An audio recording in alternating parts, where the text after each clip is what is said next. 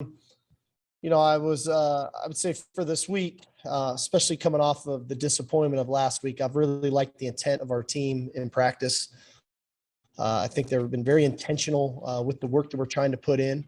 I think they're focused on improving individually so that we can improve collectively. And you see that in not only on the field, but definitely in the meeting room, which, you don't like that to have to happen. You don't like something bad to happen, like a loss like we had, to stoke that fire. But clearly that did. And I'd have been really concerned if it didn't do that to us, if it didn't make us feel like I need to do more, I need to dig deeper to make that happen. So that part of the week has been good. Just from an injury update, Jade Barron will be out this week. And Troy O'Meary will not be back yet this week. We will have Jared Wiley back, which is a positive. Great. Thanks, Coach. Chip, start us off. Steve, after watching the film, how much of the perceived offensive line problems may have been related to lack of decisiveness from the quarterback in the Arkansas game? I don't agree with that at all. I think that when you drop 8 people in coverage, you're going to have to hold the ball a little bit, and because you got to find windows. They're taking away some windows, and to do that, when you have 5 people to block 3, we've got to hold up to allow that time in plays to develop. And that wasn't the whole night, but I thought we missed a couple opportunities. I did think Hudson could have probably sat in the pocket a little bit more, but he did decide to flush a little bit. But even when he flushed, he was able to create some plays down the field, an early one to Worthy. He had a ball off the fingertips of Jordan Whittington for a touchdown there. So I think everything works together. And if you're only going to rush 3, you should have more time. If you're going to rush 4, 5, 6 people, you're probably going to have less time, but there should be more windows and have the ability to get the ball out a little quicker. Ryan, go ahead. Steve, how have you noticed Casey carrying himself this week? Any difference? No, I think he's been very consistent, which I appreciate about him. He's come to work. He's put in the work in the meeting room. He's put in the work on the field.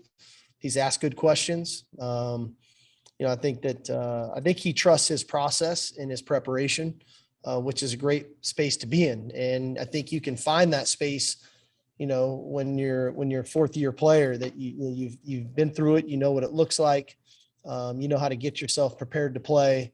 And the results are the results. When he's played, the ball's moved down the field and we've scored points. And so I think he realizes, this isn't the week to change up his routine because it's worked pretty good for him previously. Joe Cook, you're up. You mentioned Monday you believe your offensive line needed to play more together in your system. How do you think that starting 5 practice this week, and will we see that same starting 5 as well? Well, I think when I talked about the intent of our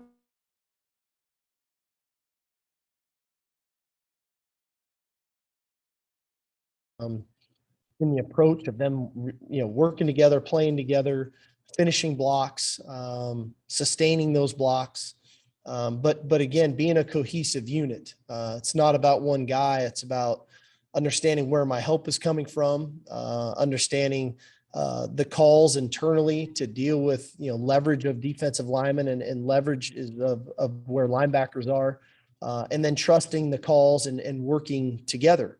And, like I said, I think sometimes those issues become glaring after a loss, because I don't necessarily think we didn't have some of those issues versus Louisiana, but sometimes as players, we don't want to, we don't quite understand why that would be an issue when we just won a ball game. Well, now all of a sudden you lose a game and they start to become glaring to the players. And so, as I said, you don't always want to have a loss to magnify the issues that we have that we need to rectify.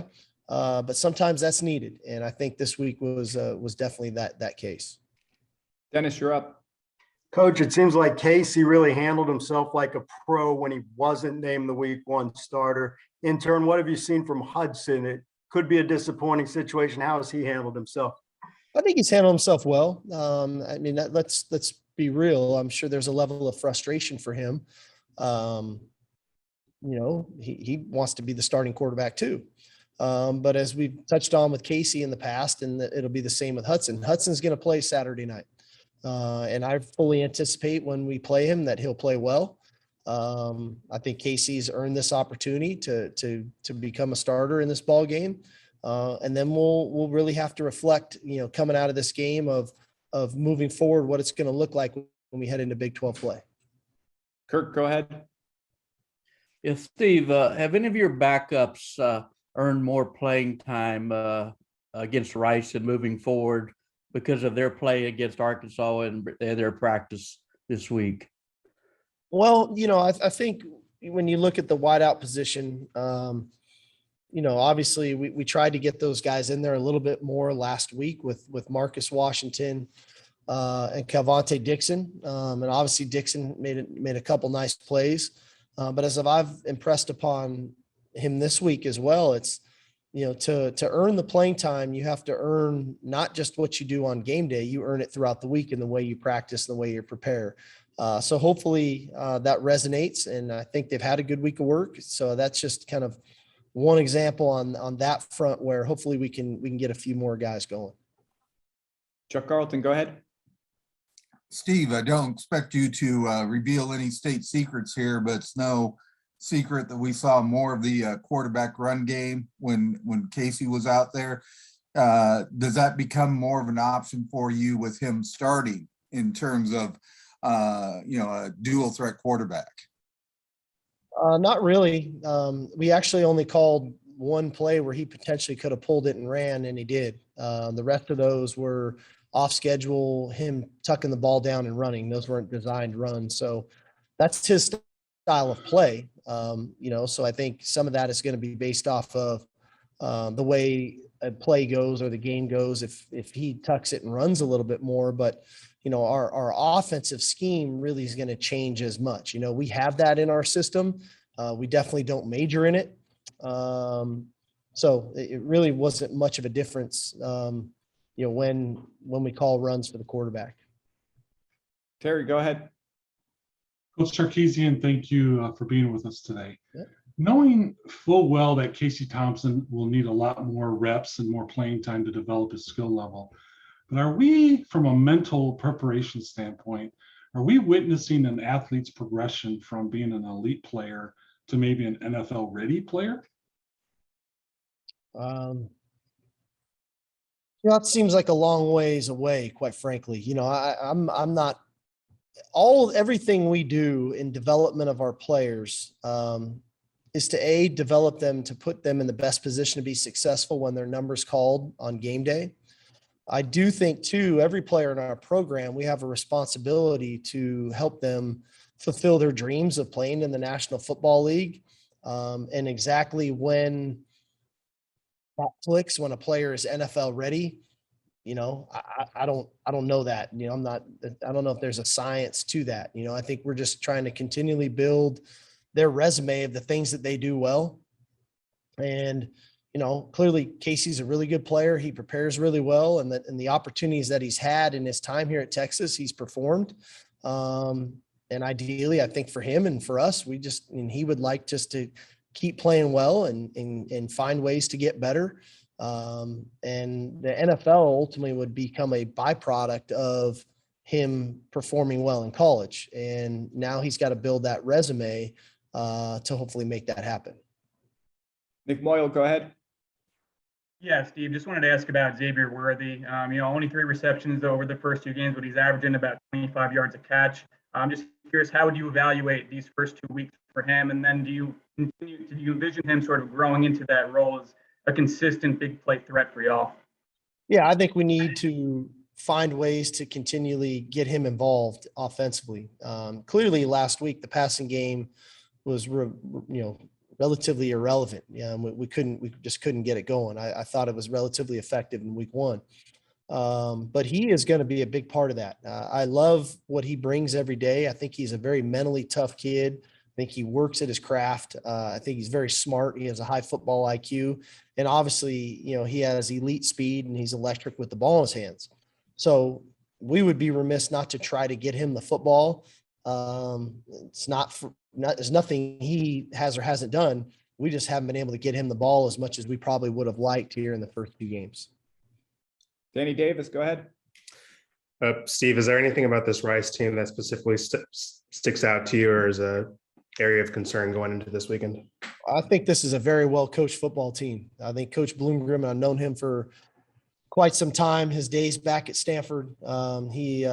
This staff on offense and defense in particular, they're real game planners, and they try to game plan what you do and the personnel that you have, and they try to exploit it. And so from a concerning standpoint is making sure, we're covering our bases not to get exploited, whether it's on a big play offensively, a pressure package from the defense, which they have them all. They do a great job with all their different pressure patterns on third down, especially. They've got all the coverages. They can spin coverages. They can play man. They play too high, split safety. They do it all. And it varies from week to week because these guys really try to game plan you and they try to put their best players in position to be successful. So that part's the biggest concern for me. Ed Clement, you're up. Hey, Coach, how close are we to Cameron Dicker being a full-time place kicker again and not punting? I know that would be, is that in the plans in the coming weeks for when people get healthy? What's the plan on Cameron? No, he'll be doing all 3 this week. Nathan, go ahead. Hey, Steve, what have you seen from Jaron and Brendan so far? And what are you looking for from both of them to secure that second safety spot? Well, I've liked what they both have done. I think Jaron has really stepped his game up through week 1 into week 2. I think Schooler has played really consistent football. He had a couple uncharacteristic plays for him last week that we just need to get him settled back down. But at that position and put that together with the star position with Anthony Cook, to have 4 guys that you can count on, I think is important, especially as we move ourselves into conference play and we start getting some of the tempo teams to think that we're only going to be able to play with 3 of those guys all game long. That's not a very comfortable feeling for me. So to be able to have 4 guys that are, somewhat interchangeable, I think is big. I think we're getting a lot of production out of Anthony Cook. I think BJ Foster is playing very well. But having JT and Schooler doing what they can do, I think just provides an opportunity to have kind of almost a 4-man rotation there. Jeff Howe, go ahead. Hey, Sark, kind of getting back to Danny's question a minute ago, do you like the challenge that Rice presents in terms of, they will play some man and challenge you physically on the outside, and, they can run some odd front and run some games up front, considering, those are probably areas of focus right now. Do you like the fact that Rice can at least schematically challenge your offense in those 2 areas? Without a doubt, they force you to communicate. They force you to be on the same page because you can go 3 straight plays and get 3 completely different fronts and 3 completely different coverages. And I think the same kind of goes for them offensively too. They line up in old school, 22 personnel with 2 backs, 2 tight ends, and run, the ISO play, the power play, and then they get to 21 and then they'll spread you out and give you all of the, open sets and quarterback run option things. So they tax you that way. And I think that's good for us, that this isn't just a one-dimensional game we're getting into, and we're going to have to be ready and willing to make the necessary adjustments, not only on the sidelines, but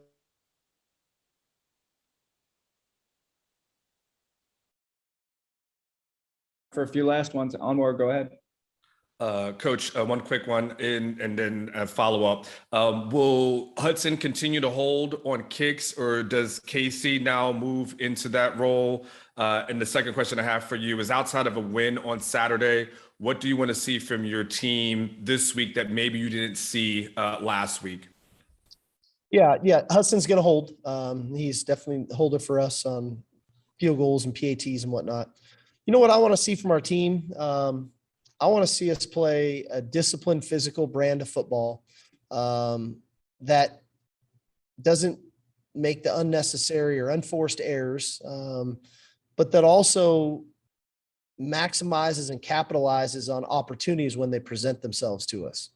And I don't know if we've done that enough, even in the first game. I think we've had some opportunities to make some plays in all three phases, quite frankly. And for one reason or another, we've missed those opportunities. And you can go back to a punt return with Deshaun Jameson, where we get the penalty on it.